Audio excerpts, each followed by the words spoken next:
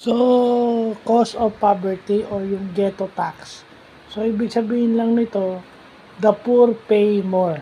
So, kung mas mahirap ka, mas marami kang binabayaran.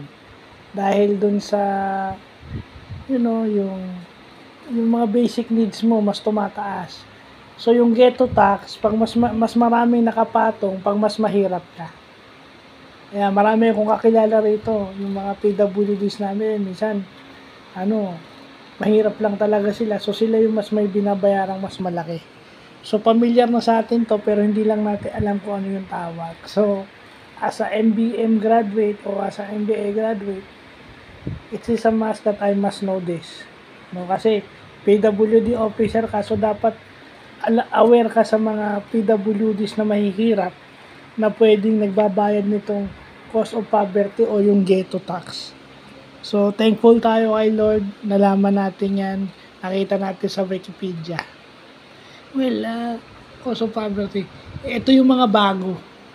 Ito yung sinasabing na book. Ito yung mga knowledge na pwede mong matutunan kasi meron kang masteral degree sa business. No? So, thankful ako. Hindi ko pinagsisisihan yung pagtitake ko ng masteral degree.